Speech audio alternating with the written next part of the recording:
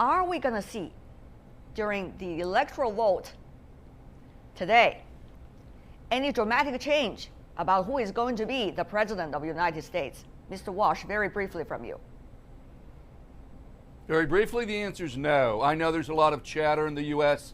about electors changing their votes, but all the states have certified the winners in their respective states.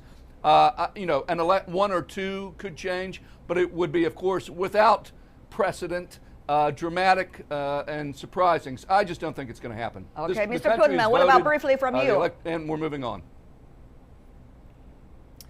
Well, Mr. Trump is very unpredictable, but I agree with Mr. Walsh that the Electoral College is quite predictable. Most of our states do have laws that require the electors to vote the way their state voted. And while some of the electors have requested briefings from the CIA and the FBI as to what they know about the Russian interference in our election, they haven't received those briefings. So I would be very surprised to see them change their vote, and I agree with Mr. Walsh. If that is the case, then how important is the rhetorics and the words and also the tweets coming from the president-elect, Mr. Trump, after today, the electoral vote result? And Mr. Putnam, help us to put it into perspective. Well, I was on your program in May of this year, and I predicted that if Mr. Trump was elected president, that he would be a destabilizing influence in foreign affairs. He was destabilizing in the electoral process here in our country, and so now the world is learning what we in America have been seeing for over a year now. Now, I'm in the opposition party to Mr. Trump, so that might be expected to hear that from me. But I do believe that his whole approach to business, to national affairs, to foreign affairs, is to be destabilizing. He sees that as a way to put himself into a position of strength to make an ultimate deal. But as we all know, it's not so simple in foreign affairs. All right. Mr. Walsh, I want a very simple answer, yes or no, agree or not with your counterpart in Washington. Just one sentence. Mostly agree. I think there's a lot of uncertainty here. He doesn't have his cabinet. He doesn't have his national security team. That might moderate or control some of these outbursts. But I think my colleague is right to say there's a real possibility for this. Yes, there is. All right, Mr. Walsh, as a result of your answer, let me push a little bit forward.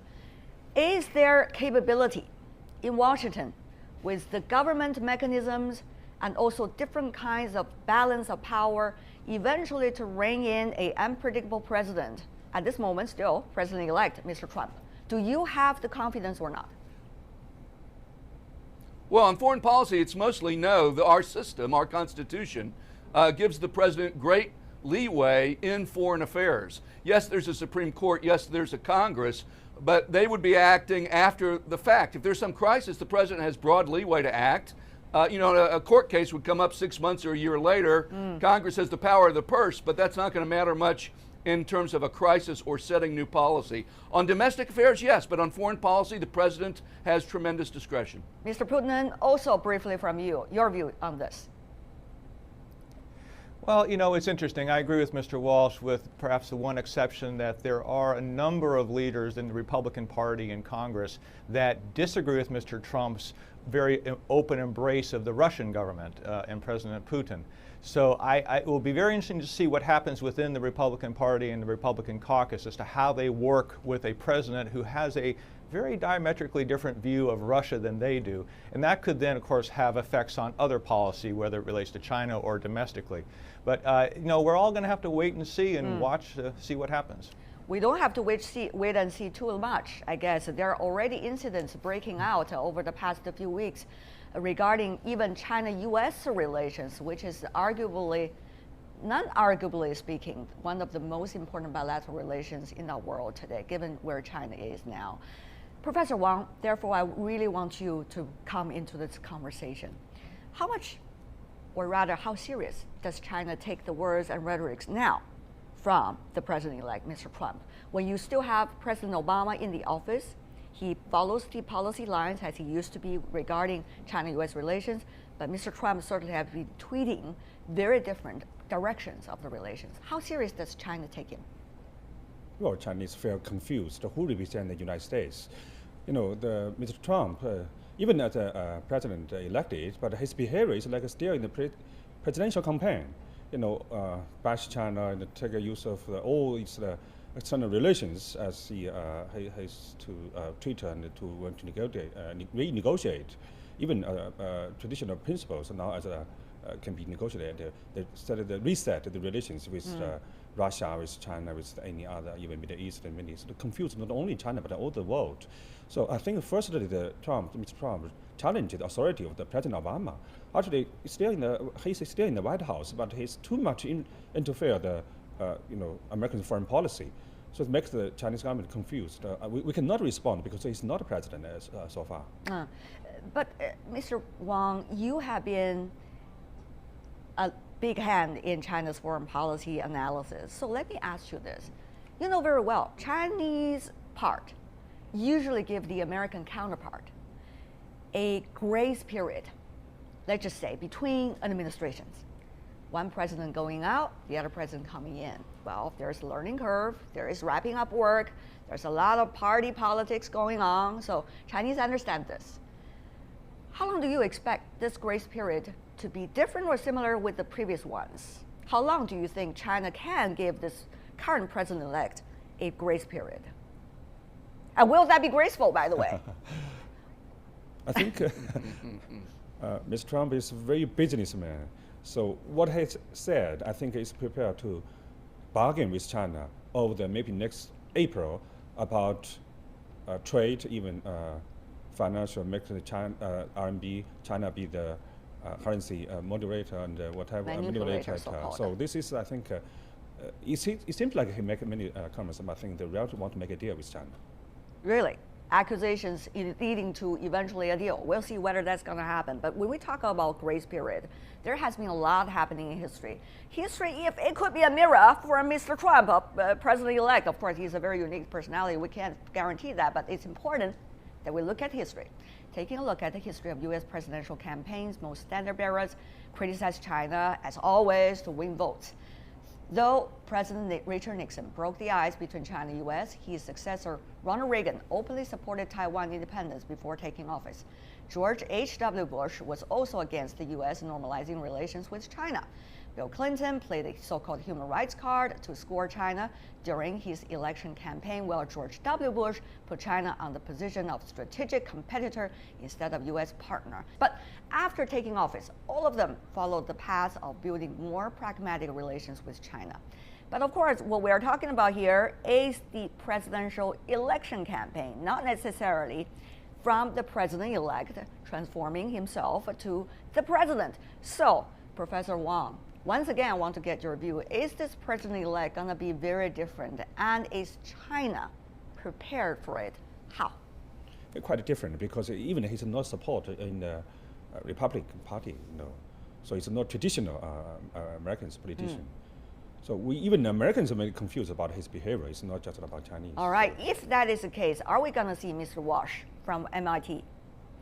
Once president-elect coming into the White House, becoming the president, he's going to tweet whatever he wants, given the fact that the president still have this freedom of expression in your country. But at the same time, the Washington machine would weigh in and express it in different ways. Is there a scenario like this? Once again, are we going to see further confusion around the world about exactly what U.S. means when it comes to policy? Is that going to be a scenario, a plus for your foreign policy or a minus for your foreign policy? Mr. Wash. Yeah, well, if I had to guess, I would guess that we will continue to see confusion and disagreement. Part of this is a reflection of the personality of Mr. Trump. Part of it may be, and we'll have to wait and see, a reflection of divisions within the administration. He's appointed very, very different types of people, or at least nominated very different types of people. Some are quite hawkish, neocons, like John Bolton. Others are wealthy business people. Others are moderate Republicans. One can imagine, and generals, lots of generals. One can imagine divisions within the administration. I don't think anyone can stop Mr. Trump from tweeting, and until sort of the reality of international security and foreign policy sinks in, and he sees that, this is actually pretty difficult stuff, we may see an uncertain period in the beginning where there is confusion. And so my advice to countries that have asked me is to take it slow, be prudent here. Remember, he describes himself as a counterpuncher. It's not like he has a grand global strategy.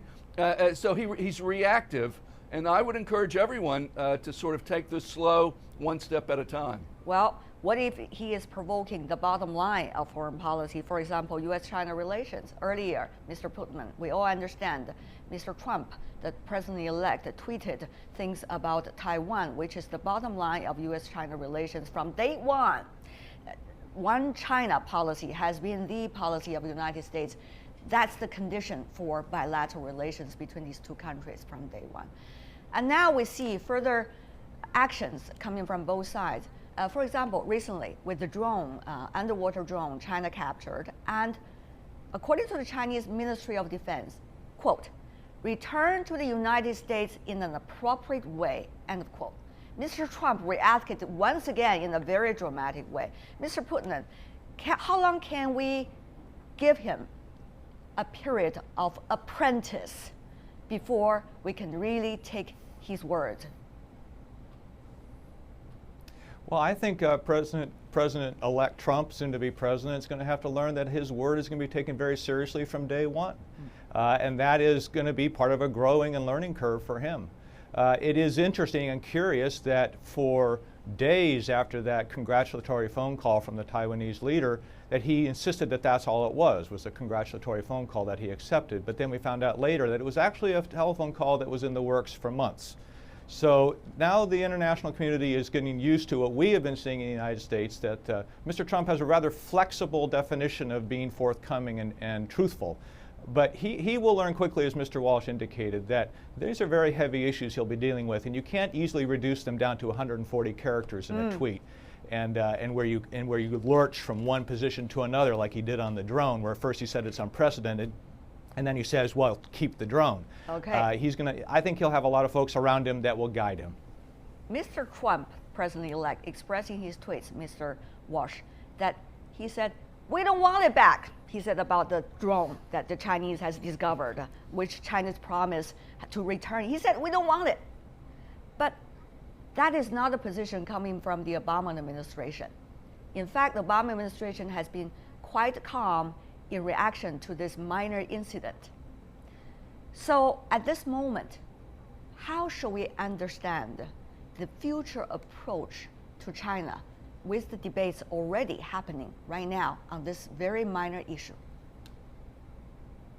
Yeah, I would not blow this issue out of proportion. I wish that Mr. Trump would realize that as president-elect, his chief job right now is to keep his mouth shut. He is not president of the United States. President Obama is president of the United States, and he can say whatever he wants after he's sworn in, but he's not sworn in yet, and he should be quiet. Now, that's probably not going to happen. But I would not, as I just mentioned before, I would urge caution and prudence. I would not overreact to any one incident. Okay. A better policy might be to let these things ride and see where they go, because again, he is reactive psychologically and otherwise. So if someone overreacts to something he does, that's just going to get him all juiced up to respond even more intensely. So I think reason and calm is the way to go. If one, Professor Wang, has the tendency psychologically to overreact and dramatic reaction, that's not likely to change when he comes into the office, black and white. So about this, what should China do? Some say China captured the underwater drones from the United States.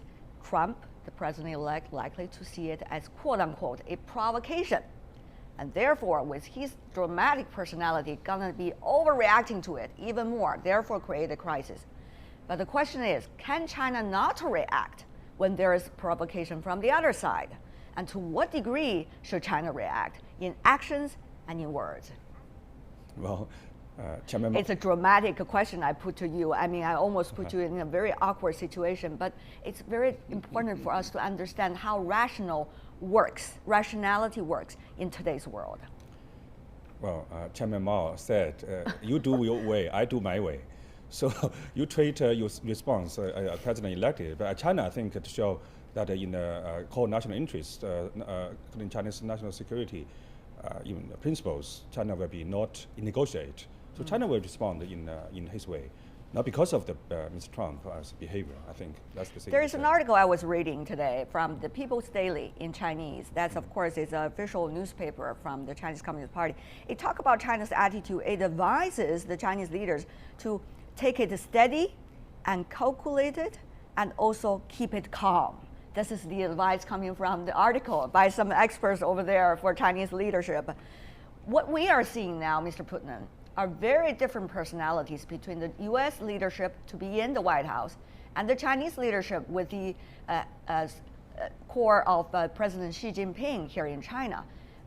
Very measured, sticking to the policy lines every time meeting international dignitaries and talking internationally. How shall we see these personality differences for the future U.S.-China relations, Mr. Putnam? It's very hard to predict what's going to come of all of this. I, as an American citizen, certainly hope that these disagreements that our countries might have don't escalate into any sort of military action. It's always concerning when you see that can happen. There are obviously economic measures that can be taken, which can be equally damaging. I think the thing that what the Democratic Party did not do so much in this last election is that we focused mostly on his temperament and whether or not he was fit for the presidency, and did not so much focus on the policies to the degree that they had been developed that he espoused. So I would ask all leaders to take a step back from judging him on his personality and his temperament and his reactive nature, and instead let's look at the policy. Let's look at the actual reactions that will happen in a country economically to what either side is proposing, as opposed to going to a military solution. All right, Mr. Walsh, final sentence for you. A sentence, please, sir.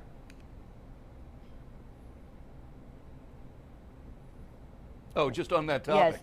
Yes, yes, sorry. Well, I agree. I think it's important to follow actions, not words. Mr. Trump offers lots of words, different words on the same subject. Once he has a cabinet and a staff, follow the actions and then respond to that.